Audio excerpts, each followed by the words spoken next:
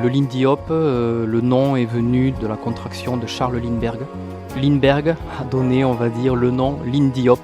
Ce sont des danseurs qui ont fait une contraction à l'époque pour nommer cette danse qui n'avait pas de nom à l'origine, voilà, qui était juste des pas que certains faisaient sur une musique.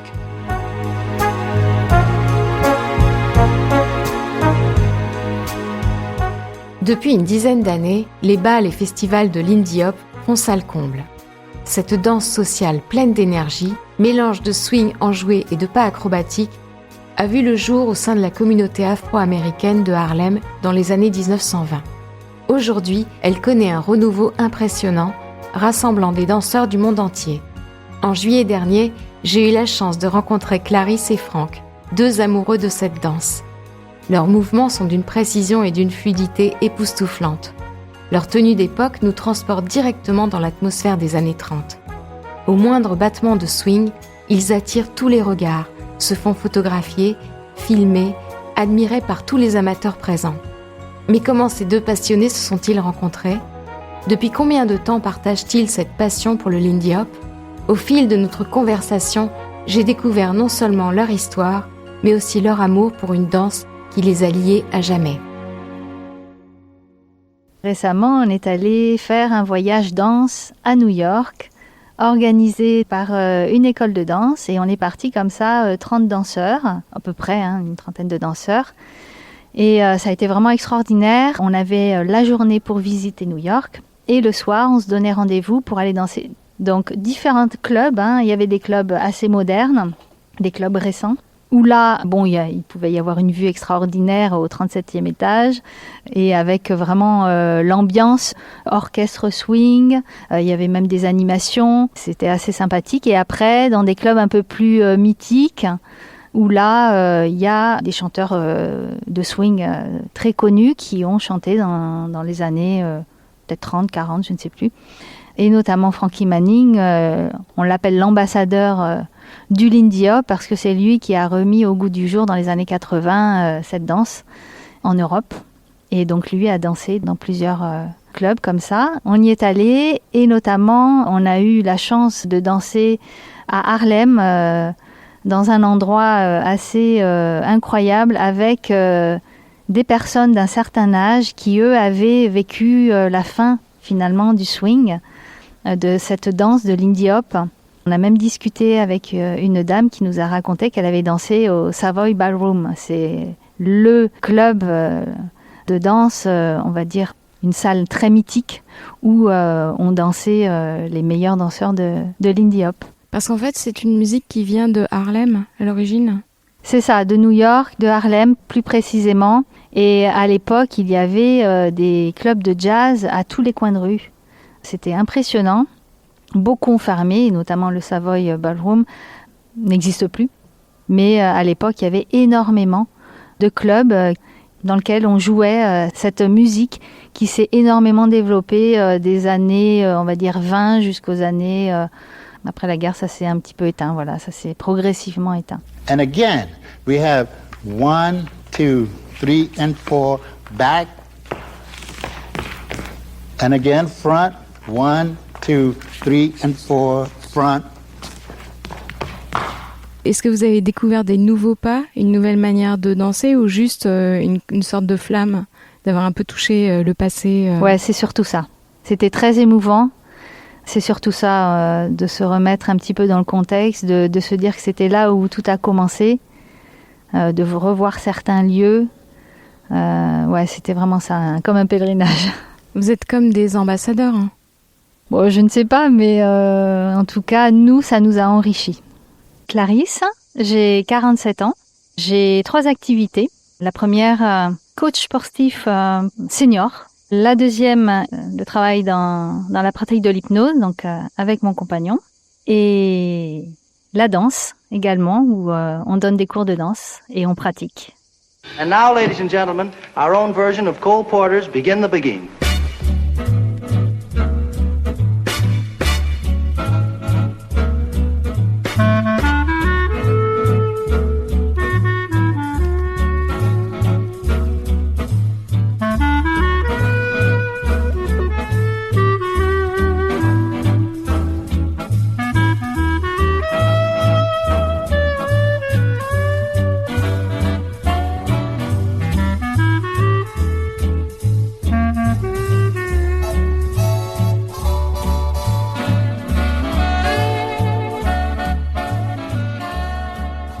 Le Lindy Hop, c'est une danse qui est née dans les années 20, 30 à peu près, à Harlem, dans le quartier noir américain. Donc c'est une danse d'origine afro-américaine qui cherche ses influences dans la danse africaine et la musique noire américaine, où il y a eu le Charleston, des choses comme ça, puis l'avènement des big bands qui a donné cette musique complètement hors du temps, extraordinaire et super énergique. Et le Lindy Hop, le nom est venu de la contraction de Charles Lindbergh. Bon, je vais peut-être pas rentrer complètement dans les détails, mais voilà, Lindbergh a donné, on va dire, le nom Lindy Hop. Ce sont des danseurs qui ont fait une contraction à l'époque pour nommer cette danse qui n'avait pas de nom à l'origine, voilà, qui était juste des pas que certains faisaient sur une musique qui semblait être appropriée à cette musique-là. Et ça s'est développé, ça a été chercher ses influences dans divers secteurs, mais beaucoup de danse africaine, de choses qui se faisaient à l'époque. Et voilà, ça a donné le Lindy Hop que l'on pratique aujourd'hui. Alors le Lindy Hop, ça rentre dans la catégorie swing ? Il y a le jazz et puis il y a le swing. Mais tout ça, c'est un ensemble. En fait, dans le swing, on peut y mettre plein de choses. C'est une certaine rythmique, une certaine dynamique, une certaine façon de faire la musique. Alors, je ne suis pas musicien, je ne suis pas spécialiste en musique proprement parler. Moi, on va dire que je fais ma musique au niveau de mes pas. Mais voilà, le swing, c'est une façon de jouer la musique avec des syncopés, des structures de phrases musicales. Franck, je vais avoir 51 ans dans un mois. J'ai plusieurs activités. Je suis d'abord technicien dans l'aéronautique à la base et depuis quelques années je travaille aussi dans l'hypnose et la danse. Je donne donc des cours de danse avec Clarisse, ma partenaire. Comment vous êtes rencontré avec Clarisse ? En fait, on se croisait en soirée, on se connaissait déjà de vue. On dansait de temps en temps ensemble, mais on était à l'époque chacun en couple respectif. Et il s'est trouvé qu'on s'est trouvé célibataire plus ou moins à la même période. Et comme on avait le même style de danse, qu'on apprécie de danser ensemble, en fait, elle a surtout elle au départ souhaité créer une sorte de partenariat, notamment pour travailler des acrobaties, des choses comme ça, où il est préférable d'être en couple pour danser de façon un peu plus acrobatique, un peu plus énergique. Ça a commencé comme ça et chemin faisant, on a fini par se mettre ensemble au bout de quelques mois. Votre rencontre ? Alors on s'est rencontrés il y a une dizaine d'années. On dansait déjà tous les deux un petit peu. Moi, j'avais commencé le Lindy Hop 1 ou 2 ans avant. Et on s'est rencontrés déjà lors de soirées. Et puis un jour, il y a eu un bal à l'extérieur. Et là, en fait, on a commencé à danser ensemble. Et on a continué tout le temps du bal. On s'est pas arrêté. Et là, il y a vraiment eu quelque chose qui s'est passé au niveau de la danse. On a ressenti qu'on avait la même façon de danser, la même énergie. Donc après, on s'est revus lors de soirées et je lui ai proposé qu'on s'entraîne ensemble. Ça me plaisait. Voilà. Et petit à petit, donc, on s'est entraînés et puis notre relation a commencé comme ça. Est-ce qu'on peut tomber amoureux de quelqu'un avec qui c'est fusionnel dans la danse ? Ou est-ce que c'est risqué et dans la vie, c'est peut-être pas pareil ? Oui, ça peut être risqué, je pense.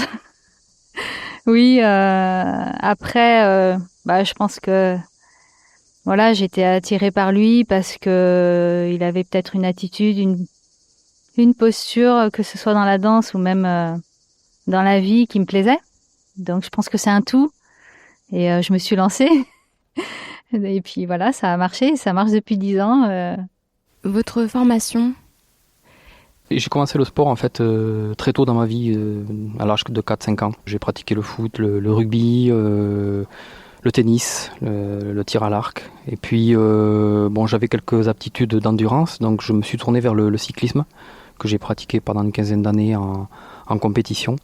Et en parallèle de ça, je faisais aussi du karaté, parce que j'aimais la forme artistique du karaté, tout ce qui est ligne du corps, des choses comme ça, et la connaissance aussi de soi à travers la respiration, la force intérieure, des choses comme ça. Donc j'ai pratiqué notamment le vélo quand même jusqu'à mes 30 ans. J'ai arrêté du jour au lendemain parce que j'en avais un peu marre de m'entraîner, c'était quand même assez contraignant en termes de temps de pratique. J'ai fait après de la course à pied, et puis la course à pied c'est pareil, c'est un sport où il faut se dépenser, et j'avais besoin de ça dans ma vie de tous les jours. Et la danse est venue un petit peu en complément, où j'ai commencé d'abord un petit peu comme tout le monde par des danses de salon, mais plus particulièrement le rock'n'roll et la salsa. Et mon prof de rock à l'époque prenait des cours de Lindy. Donc je ne connaissais pas du tout cette danse. C'était il y a 15 ans. Et il m'a emmené avec lui dans un cours de danse. Et puis à ce moment-là, j'ai complètement bifurqué là-dedans. Alors moi, j'ai commencé par la danse classique. J'avais 5 ans, j'ai fait 10 ans de danse. Je voulais faire ça à haut niveau. Bon, mon rêve, c'était de devenir danseuse étoile. Mais bon, finalement, ça s'est arrêté à 15 ans. Et bon, j'ai arrêté la danse du jour au lendemain. Ça a été plus ou moins difficile. Et ensuite, je me suis tournée vers d'autres sports, dont le karaté. J'ai fait aussi de l'escalade. Et je me suis rendu compte, en fait, que tous ces sports avaient un lien entre eux. Et un lien surtout avec la danse, dans le sens où il y avait toujours ce rapport au corps, la beauté du mouvement, la ligne du corps, la perfection du mouvement, que ce soit dans le karaté, dans l'escalade et donc dans la danse. Un jour, un copain m'a proposé d'essayer le rock. Et j'ai dit oui. Et ça m'a plu. Et quelques mois après, ou je ne sais plus, 1 an après, j'ai découvert le Lindy Hop, donc dans l'école de danse où je pratiquais. Et je me suis dit, mais c'est quoi cette danse ? C'est tellement chouette. C'est ludique, c'est beau, c'est entraînant, c'est dynamique. Et là, je me suis dit, je vais apprendre cette danse. Et donc, j'ai testé. Et quand on teste le Lindy Hop, on ne revient plus en arrière. Bon, j'ai mis 10 ans quand même pour me dire, pourquoi tu retenterais pas ? Et j'ai eu l'occasion de retenter justement dans l'école de danse où j'ai commencé le Lindy Hop. Il y avait de la danse classique. Et il se trouve que la prof habitait tout près de chez moi. Et en plus, on s'est liés d'amitié. Et j'ai repris la danse. Et là, ça a été vraiment un grand, grand plaisir. Bon, après, le corps, il est plus pareil. Hein. On sent les limites du corps. Mais c'est rigolo parce que j'ai vraiment eu cette sensation comme si j'avais arrêté la danse hier. Mon corps avait retenu la technique, avait retenu les pas. Et là, j'ai fait 1 an et demi à fond, en plus de l'apprentissage du Lindy Hop.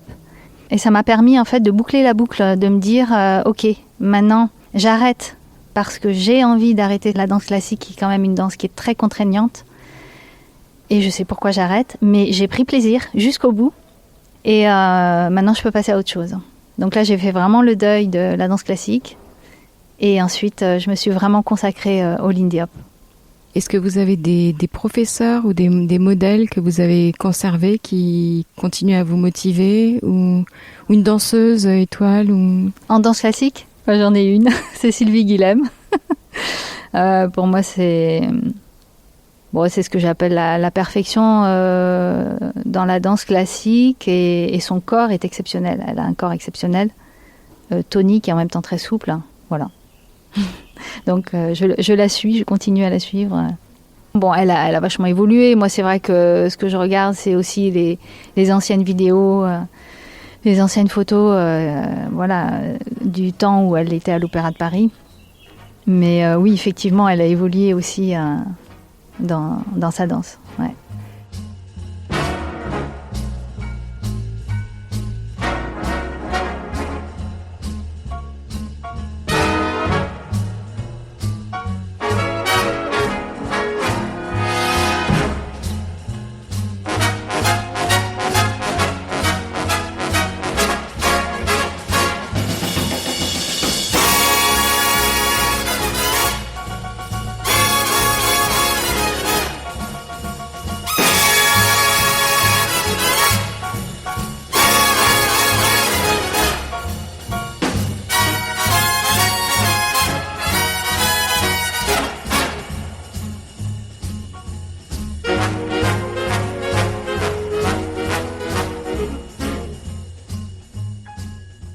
Est-ce que vous dansez tous les jours ? Non, pas tous les jours. Il y a une époque, oui. Là, avec Clarisse, ma compagne, ça fait 10 ans que l'on danse ensemble. Alors évidemment, au début, on dansait bien 4-5 fois par semaine. Aujourd'hui, on est plutôt sur nos acquis. De temps en temps, peut-être on s'entraînera 1 fois par semaine et puis on essaiera d'aller danser en social le week-end. Bon, sauf quand on a des petites choses à préparer, des chorégraphies, des choses comme ça, mais... Voilà, on ne danse plus tous les jours. On est plus dans le plaisir maintenant que dans la recherche de progression, de performance, même si on veut toujours continuer à progresser, on s'inspire de ce que l'on voit, de ce que l'on a envie de mettre dans notre danse. Voilà. Je n'ai pas dansé toute ma vie, mais c'est quelque chose, j'ai l'impression vraiment que c'est quelque chose qui est en moi. C'est ma passion, on va dire. Donc, comme je vous l'ai dit, quand j'ai repris la danse classique, j'avais l'impression que j'avais arrêté la veille. Donc, j'étais énormément surprise. Et du coup, voilà, je pense que c'est en moi. J'ai commencé petite, c'est resté gravé. Et après, je l'ai adapté petit à petit au Lindy Hop. Le Lindy Hop, c'est quoi la technique ? La base, on va danser sur du 8 ans. La musique est composée en règle générale de phrases musicales de 4 x 8 ans, 6 x 8 ans pour les blues. Et donc le pas de base, ça va être un pas de base en 8 ans. Il y a plusieurs pas de base en Lindy Hop. Bien sûr qu'après on peut danser en 6 temps, en 4 temps, en 10 temps, 12 temps, mais globalement la structure de base c'est du 8 ans.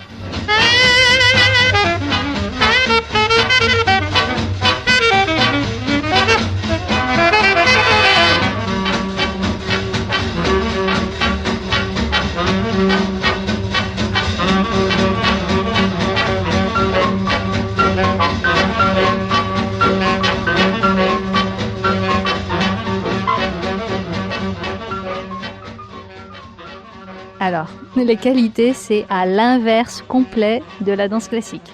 Alors pour moi, ça a été vraiment une remise en question parce que la danse classique, tout est rigide et en même temps, il y a énormément de souplesse, mais de la souplesse très contrôlée.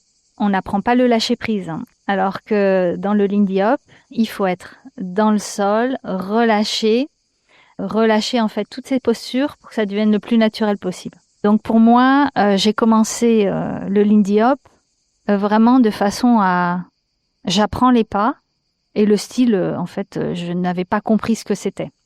Je dansais le Lindy Hop comme en danse classique. Donc pour vous dire, le style, c'était peut-être pas très adapté. Enfin, façon de parler, hein. Mais voilà, j'avais encore cette tenue, cette posture qui est très particulière en danse classique. Et progressivement... je me suis dit que voilà, si je voulais vraiment intégrer, évoluer dans cette danse, c'est vraiment s'imprégner de ce qui est vraiment cette danse, qui est très dans le sol, en rapport avec les danses africaines. Et ensuite, une manière de danser qui est quand même aussi très particulière. Après, chacun a son style, mais en tout cas, c'est vraiment se détacher complètement de la danse classique. Quelles sont les qualités requises pour bien danser ? Ça va être un tout. Alors bien sûr que de connaître un petit peu son corps, d'avoir la conscience du corps, de savoir où placer ses pieds, ses mains, sa tête. C'est important, je pense, si on veut danser et bien danser, parce que tout le monde peut danser, tout le monde peut apprendre à danser, bien que cette danse reste quand même une danse qui est quand même très difficile. Il faut le dire, on le répète souvent aux gens à qui on enseigne et qui parfois se découragent ou n'apprennent pas assez vite. Puis après, bon, évidemment, c'est une danse aussi qui demande de l'énergie, donc il faut quelques aptitudes physiques si on veut bien danser, mais aussi on peut apprendre à danser de façon très, très souple, très douce, justement pour s'économiser physiquement. Mais c'est vrai que pour arriver à s'économiser physiquement et à pouvoir danser sur tous les rythmes de musique, il faut un certain niveau, c'est vrai, ça demande du temps. Il faut de la pratique, évidemment, parce que il y a beaucoup de gens qui prennent des cours, mais qui, peut-être en social, n'osent pas se lancer ou ont du mal. Voilà, il faut pratiquer en social, il faut se mettre en condition. Et c'est vraiment ça aussi qui fait la différence entre une personne qui se cantonne à prendre des cours et une autre qui va réussir à vraiment progresser. Il n'y a pas, comme en danse classique, un placement à avoir au niveau des pieds, au niveau des bras. On doit rester quand même le plus naturel possible. Et en fait, c'est parfois ce qui trouble même les débutants. C'est finalement, ils essaient de placer des choses là où il ne faut pas le placer. Voilà, le mental, il fonctionne comme ça et on pense qu'il faut placer les bras, les mains d'une certaine façon. Et au contraire, en fait, il faut libérer complètement le corps et on se rend compte au fur et à mesure que les bras, les pieds se placent là où il faut. Par contre, après, ce qui est bien, c'est d'en prendre conscience pour après reproduire ce mouvement-là de façon peut-être encore un peu plus harmonieuse, parce que c'est vrai que dans le naturel, on a un mouvement de bras ou de jambes qui est ce qu'il est, en fonction de notre morphologie. Mais ensuite, on peut quand même travailler dessus, sur les angles, sur les postures, venir bien dans le sol, placer les bras je dirais sans les placer. En fait, voilà, c'est trouver la bonne ligne du bras qui lui donne un prolongement, comme un lasso qui va se placer quand on le frappe en l'air. Il a son mouvement naturel, mais si on le guide, on va pouvoir lui donner une autre... voilà, le magnifier en fait, on va dire.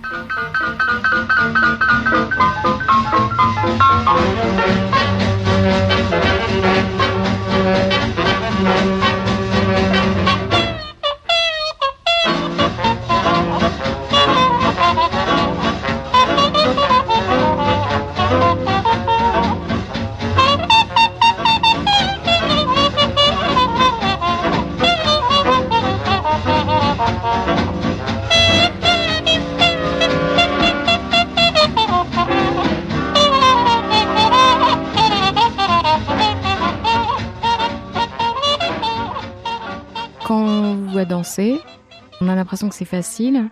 Quand on regarde les couples à côté, on se dit « Ah non, ça doit être difficile ». Et c'est ça la maîtrise en fait, c'est que tout paraisse simple et facile.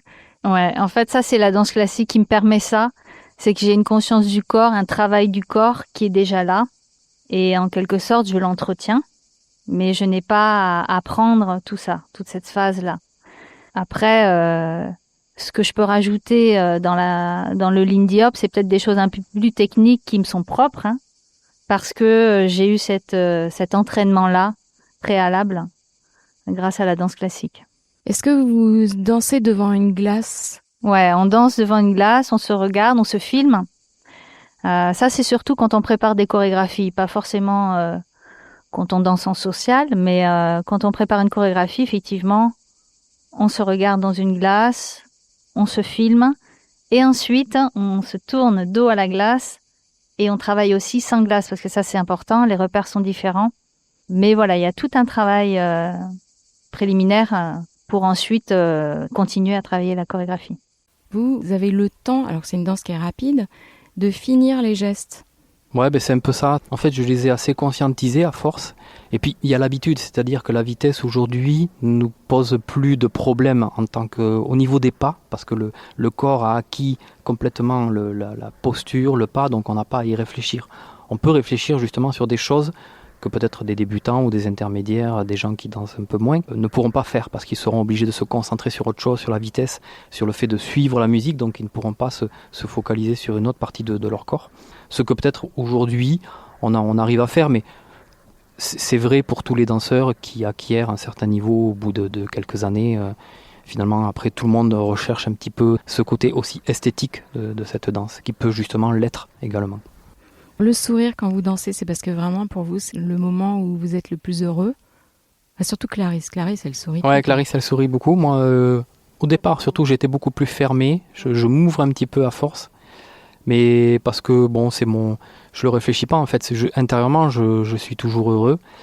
Mais parfois, j'ai besoin de me mettre dans la danse, de m'imprégner. Il faut aussi faire attention à tous les gens qui sont autour. Parce que justement quand il y a des danseurs de différents niveaux, parfois certaines n'arrivent pas à repérer l'espace qu'ils prennent et ils peuvent très vite nous bousculer ou des choses comme ça. Et comme moi je suis un petit peu tributaire du mouvement de la cavalière, de son déplacement, je dois observer un petit peu tout ça autour de moi, donc ça a tendance peut-être à certains moments à capter mon attention.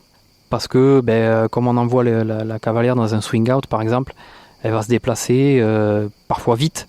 Donc il ne faut pas qu'elle aille non plus percuter quelqu'un ou qu'elle se fasse percuter par quelqu'un. Donc il y a tout cet environnement un petit peu à regarder, observer.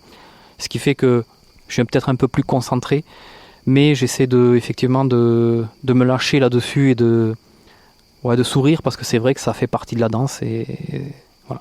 Alors j'ai vu que vous ne dansez pas pareil quand vous êtes seul sur scène et c'est normal. Vous avez plus d'espace que quand on est à Swing Montpellier. Où là, il y a plein de couples. Mais vous avez quand même le même plaisir ou c'est un plaisir différent ? On essaye de prendre le même plaisir. Il peut être différent si on se sent gêné, justement dans cette prise d'espace. Et parfois, on arrive à faire totalement abstraction et à rentrer dans notre danse. Et effectivement, on va faire des choses beaucoup plus petites, beaucoup plus réduites. Et puis de temps en temps, on va profiter d'une musique peut-être un peu plus rapide et où il y aura plus d'espace pour se libérer. Dans les amis, vous avez que des amis danseurs ou... Non, heureusement, j'ai pas que des amis danseurs.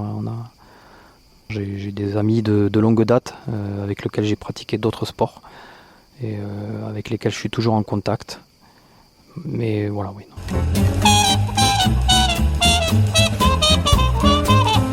New rhythm captivates me, hot tempo stimulate me, hold everything, swing it, brother, swing. Don't stop to diddle daddle, stop this foolish rattle. Come on, swing it, boy, swing it, brother, swing. Ready to go, and there ain't nobody gonna hold me down. Say, listen, boy, hurry up and send me, let me go to town. Oh, stop this diddle daddle and this foolish rattle. Come on, knock me out, swing it, brother, swing. Swing it, brother, swing.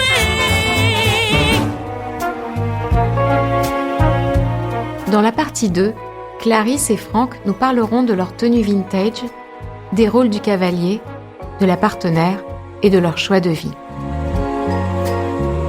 C'était Ma vie en rose. Merci à tous ceux qui m'ont aidé à réaliser ce portrait sonore.